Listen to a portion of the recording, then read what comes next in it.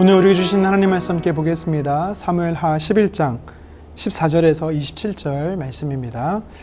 아침이 되매 다윗이 편지를 써서 우리아의 손에 들려 요압에게 보내니 그 편지에 써서 이르기를 너희가 우리아를 맹렬한 싸움에 앞세워 두고 너희는 뒤로 물러가서 그로 맞아 죽게 하라 하였더라. 요압이 그 성을 살펴 용사들이 있는 것을 아는 그곳에 우리아를 두니 그 성 사람들이 나와서 요압과 더불어 싸울 때에 다윗의 부하 중 몇 사람이 엎드려지고 햇사람 우리아도 죽으니라.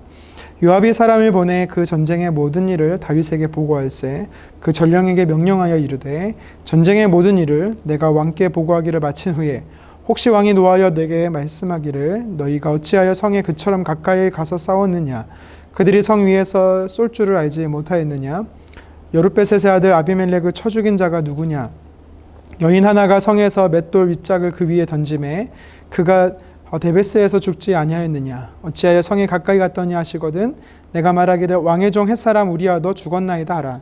전령이 가서 다윗에게 이르러 요압이 그를 보낸 모든 일을 다윗에게 아뢰어 이르되 그 사람들이 우리보다 우세하여 우리를 향하여 들로 나오므로 우리가 그들을 쳐서 성문 어귀까지 미쳤더니 활 쏘는 자들이 성 위에서 왕의 부하들을 향하여 쏘매 왕의 부하 중 몇 사람이 죽고 왕의 종 햇사람 우리아도 죽었나이다 하니 다윗이 전령에게 이르되 너는 요압에게 이같이 말하기를 이 일로 걱정하지 말라. 칼은 이 사람이나 저 사람이나 삼키느니라.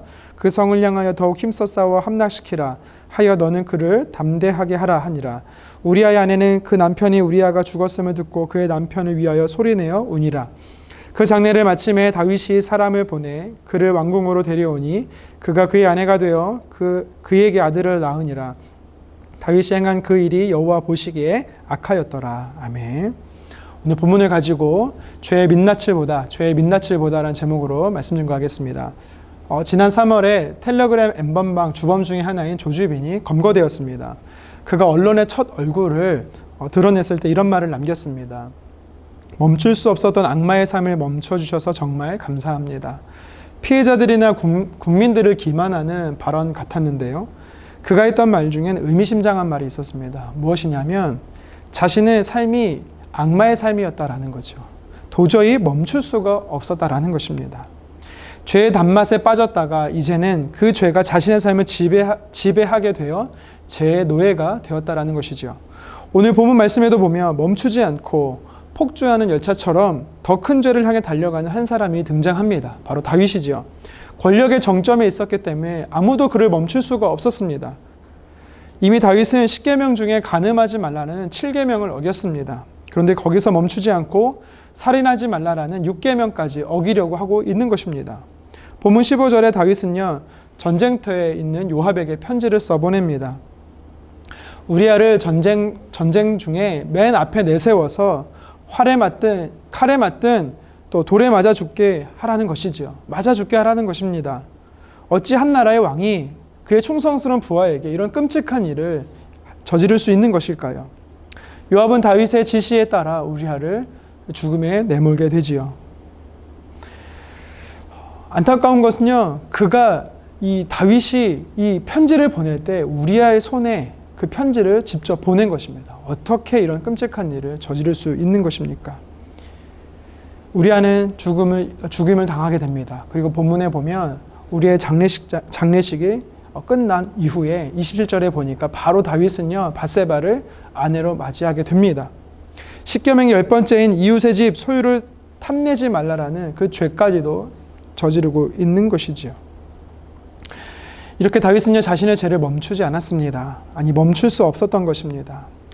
한 사람의 죽음, 한 가정의 파괴, 그리고 다윗의 악한 이 모습이 담겨있는 본문을 통해서요, 오늘 성경이 우리에게 무엇을 도전하고 있는지 몇 가지 살펴보도록 하겠습니다. 첫 번째는 죄에 대해 관대해서 안 된다라고 성경은 우리에게 도전하고 있는 것입니다. 죄에 대해서 관대하면 안 된다. 15절에 맹렬히 싸우는 전쟁터에 선봉장으로 세워서 죽음을 이르게 하라는 이 다윗의 이 편지, 결국 다윗의 그 편지대로 이 우리아는 끔찍한 죽음에 이르게 되죠. 14절과 15절의 말씀을 보면서 이 우리아의 손에 직접 그 편지를 써 보내는 다윗의 모습을 보면서 어떻게 다윗이 이런 끔찍한 일을 저지를까 묵상을 해보게 됐습니다. 도저히 이해가 되지 않습니다. 하나님 앞에 하나님 마음에 합한 자라는 칭찬도 받았고, 또 하나님 앞에 늘 머무는 자였고, 또 하나님과 친밀한 교제를 누렸던 사람입니다. 어떻게 그런 자가 이런 끔찍한 죄를 지을 수 있는 것입니까? 가끔 성직자들이 하루아침에 무너진 소식을 들을 때마다 물질적인 문제든 윤리적인 문제든 어떻게 그럴 수 있을까? 좀 충격적으로 받아들일 때가 참 많이 있습니다. 다가올 때가 많습니다. 양의 탈을 쓴 늑대와 같이 어떻게 이렇게 뻔뻔하게 아무렇지도 않은 듯이 행동할 수 있을까 생각을 해보게 됩니다. 그 이유는요, 죄에 대해 너무 관대했기 때문입니다. 히브리서 12장 4절에 말합니다. 죄와 싸우기를 피 흘리기까지 대항하지 않았다. 무슨 뜻입니까? 그 거룩함을 유지하기 위해서 죽기 살기로 그 죄와 싸우지 않았다라고 이야기하는 것입니다. 우리는 남의 죄를 지적하기는 너무나 잘합니다. 들춰내고 정죄하는 거 쉽게 합니다. 하지만 나에 대해서는요, 너무 관대한 것이죠. 정작 그 기준으로 나에게 적용하지 않는 것입니다. 남을 한번 물면 절대 놓지 않으면서도 반대로 나에게는요, 도리어 관대합니다. 나에겐 그것을 통용시키지 않습니다. 합리화합니다. 다른 사람의 티끌을 보면서도 내 안에 들보는 전혀 보려고 하지 않습니다. 하나님의 심판은 나에게만큼은 제외될 것이라고 착각하고 있습니다. 그래서 내로남불인 것이죠. 신약 성경의 바리새인들이 그랬습니다. 율법을 세분화해서 사람들이 지킬 수 없을 정도로 사람들을 힘들게 했습니다. 하지만 정작 자신들은 그 율법을 지키지 않았습니다. 그래서 예수님이 뭐라고 말합니까? 외식하는 자들이여 말하며 독사의 자식들이라고 예수님께서는 저주하셨습니다. 책망하신 것입니다. 우리가 항상 말씀을 가지고 누군가에게 적용하기에 앞서 우리는 항상 그 말씀을 나에게 먼저 적용할 수 있어야 되는 것입니다. 죄에 대한 부분도 마찬가지입니다. 누군가에게 있어서 정죄하기에 앞서 먼저 그 말씀을 가지고 죄 가운데 내가 있지는 않는지 나를 점검해 봐야 되는 것입니다. 다윗은요, 시편 7편 15절에 말합니다. 웅덩이를 만든 이가 자신이 판 함정에 빠지게 되었다. 16절에 말합니다. 그 재앙은 자기 머리로 돌아간다. 다윗은요, 오랜 도망 생활을 하면서 자기를 그렇게 핍박하고 힘들게 한 자들을 향해서 이렇게 이야기한 겁니다. 자신이 판 함정에 자신이 빠지게 될 것이다. 명령한 것이지요. 그 재앙이 자기 머리로 돌아갈 것이다 라고 이야기한 겁니다. 하지만 정작 자신에게 있어서는 그것을 적용하지 않았다는 것이지요. 죄만큼에서 다윗은 자신에게 관대한 것이었습니다. 하지만 여러분, 하나님은 어떤 분이십니까? 공의로우신 분이십니다. 죄에 대해서 예수님을 잘 믿었기 때문에 더 많이 용서하시고, 예수님을 모르기 때문에 더 징계하시고 그러는 분이 아니십니다. 예수님 믿든 믿지 않든 똑같이 죄를 지었으면 징계하시는 분이 바로 하나님이십니다. 저와 여러분들은 오늘 말씀을 통해서 죄에 대해서 나에게 관대하지 않았으면 좋겠습니다. 도리어 정직하고 엄격했으면 좋겠습니다. 그리고 죄와 싸우기를 멈추지 말고 끊임없이 피 흘리기까지 싸우는 저와 여러분 되기를 간절히 소망합니다. 계속해서 우리아를 죽인 이 다윗의 이야기가 우리에게 도전하는 메시지가 있습니다. 그것은 뭐냐면 선을 행하되 낙심하지 말라라는 것입니다. 오늘 본문을 묵상하면서 가슴이 먹먹해지는 장면이 등장합니다. 그것이 뭐냐면 다윗이 어떻게 그럴 수 있는가? 물론 다윗은요, 나중에 하나님께 심판받고 징계받을 것을 알기 때문에 넘어갈 수 있습니다. 그렇지만 충성스러운 우리아가 악을 행한 다윗에게 아내를 빼앗겼습니다. 생명까지 빼앗겼습니다. 권력으로 빼앗기고 또한 뺏기는 세상이 너무 불의합니다. 만약 우리아와 같은 경우를 당한 사람이 내 가족이라면, 여러분 내 동료라면 우리는 어떤 마음을 가져야 할까요? 선을 행한 자가 잘 되는 것이 아니라 선을 행하는 자가 고난을 당한다. 반대로 악을 행한 자가 잘 된다. 여러분, 이런 부조리한 사회에 여러분들은 회의적인 마음이 몰려들지 않습니까? 하지만 하나님이 우리에게 말씀하십니다. 데살로니가후서 3장 13절입니다. 형제들아 너희는 선을 행하다가 낙심하지 말라. 또 고린도전서 15장 58절도 말씀합니다. 그러므로 사랑하는 형제들아 견실하며 흔들리지 말고 항상 주의 일에 더욱 힘쓰는 자들이더라. 이는 너희 수고가 주 안에서 헛되지 않은 줄 아미라. 아멘. 이 두 구절의 말씀이 뭐라고 말합니까? 우리의 수고가 결코 헛되지 않다라는 것입니다. 그래서 우리는 선을 행하도 낙심하지 않아야 된다라고 이야기하는 것입니다. 물론 오늘 본문의 말씀에 보면 우리아는요, 표면적으로 보면 우리가 객관적으로 봤을 때는 그의 죽음은 헛된 죽음처럼 보입니다. 하지만 하나님의 입장에서는 우리아의 죽음을 결코 헛된 죽음으로 두지 않겠다라고 약속하고 있는 것입니다. 사무엘하 16장 12절에도 말합니다. 여호와께서 나의 원통함을 감찰하시느니 오늘 그 저주 때문에 여호와께서 선으로 내게 갚아 주시리라. 아멘. 하나님께서 원통함 가운데 있는 자에게 선으로 갚아 주시겠다라고 약속해 주셨습니다.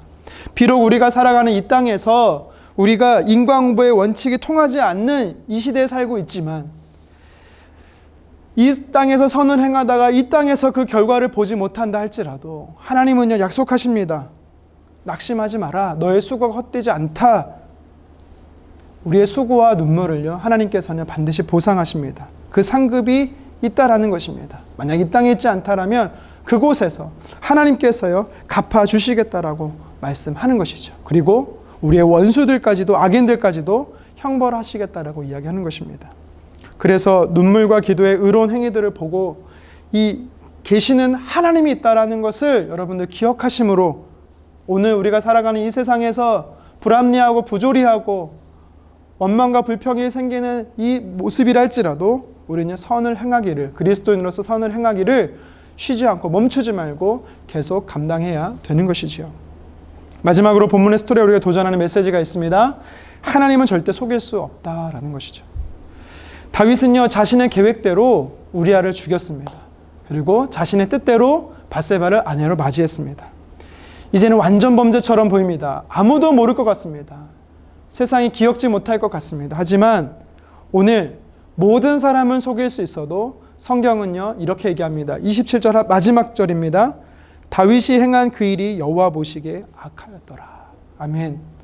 하나님께서는요 다윗의 그 모습을 낱낱이 보셨습니다. 다윗의 일거수일투족을 보셨다라는 것입니다. 그리고 하나님은요 다윗을 징계하십니다. 다윗의 가문에 칼이 끊이지 않을 것이라고 하나님께서는요 12장에 이야기를 하십니다.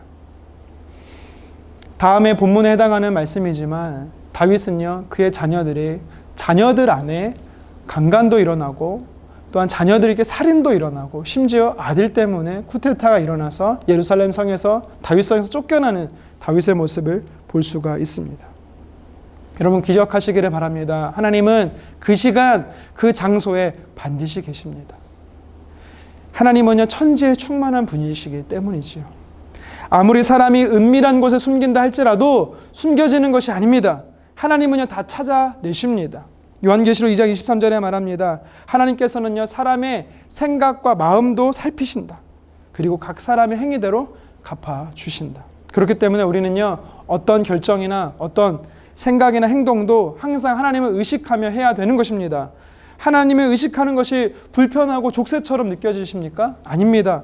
하나님과 함께하는 삶이 기쁨이고 행복이고 우리에게 유익인 것입니다. 하나님 안에 머물 때 진실한 자유가 무엇인지를 경험할 수 있는 것입니다. 본문의 말씀 다윗의 범죄함을 살펴보면서 마음이 무겁고 불편함이 있습니다. 단순히 신앙의 선조 중에 한 사람이 약점이 있었고 죄를 지었다라는 이것에서 멈추는 것이 아닙니다. 먼저 나를 점검해 보기 원합니다. 내가 하나님 앞에 어떠한 자인가? 나는 하나님 앞에 올바르게 서 있는가? 혹시 다윗처럼 나도 하나님을 기만하고 만홀히 여기고 있지는 않는가? 겉으로는 괜찮은 척하지만 내 안에 썩어 문드러져 가는 죄악이 있지는 않는가? 내 마음과 생각을 살피시는 하나님 앞에 우리는 정직하게 반응해 보기를 원합니다. 그리고 죄에 대해서 관대하지 않기를 원합니다. 죄를 미워하시는 만큼, 하나님이 죄를 미워하시는 만큼 우리도 죄를 미워했으면 좋겠습니다. 내가 거룩하니 너희도 거룩하라 말씀하시는 그 약속대로 거룩함을 힘쓰는 저와 여러분 되기를 원합니다. 목숨 걸고 싸우기를, 죄와 싸우기를 간절히 소망합니다. 그렇게 하지 않으면 죄의 달콤함 때문에 유혹에 자주 넘어지고 결국은 그 죄가 나를 지배하게 되는 것이죠. 비록 세상의 일련의 상황들이 모두 납득되지 않고 이해할 수 없다 할지라도 세상의 부조리함과 억울함 속에 하나님의 사람들은요 결코 낙심하지 말고 선을 행하기를 멈춰서는 안 됩니다. 왜요? 각 사람의 행위대로 심판하시는 하나님의 뜻이 분명하기 때문이죠.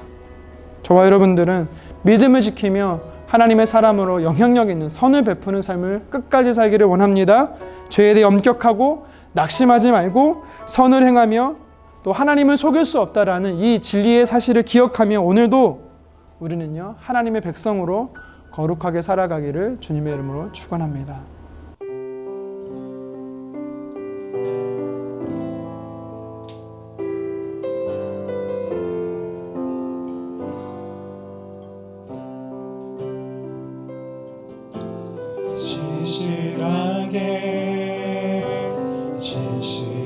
진실하게 거룩하게 살게 하소서.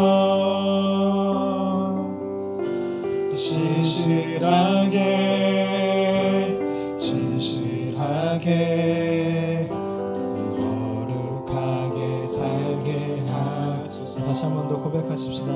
진실하게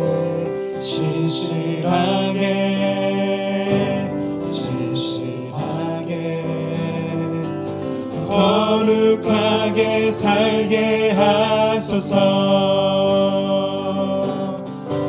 진실하게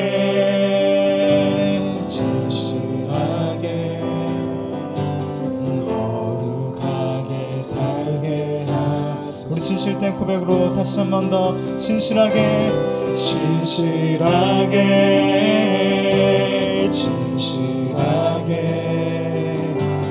거룩하게 살게 하소서.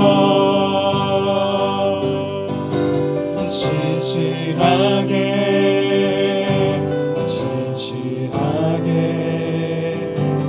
거룩하게 살게 하소서.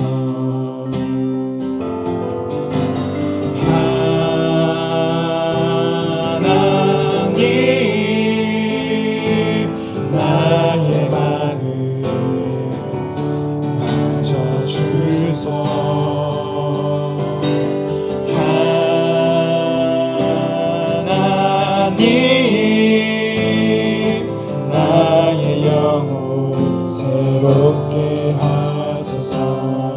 진실하게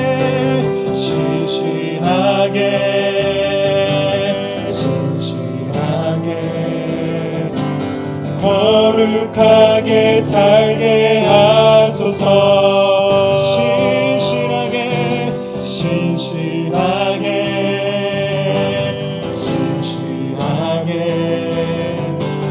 거룩하게 살게 하소서. 진실하게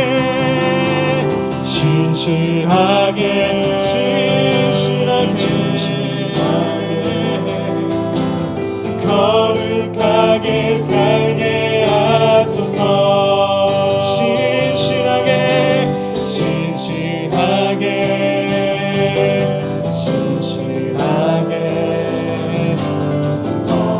거룩하게 살게 하소서.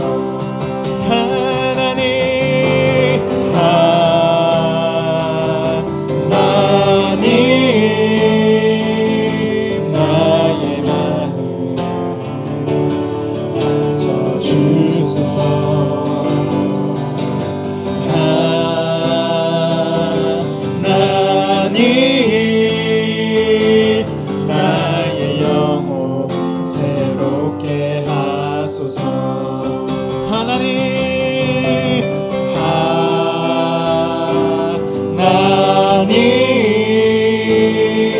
나의 기도 들어주소서.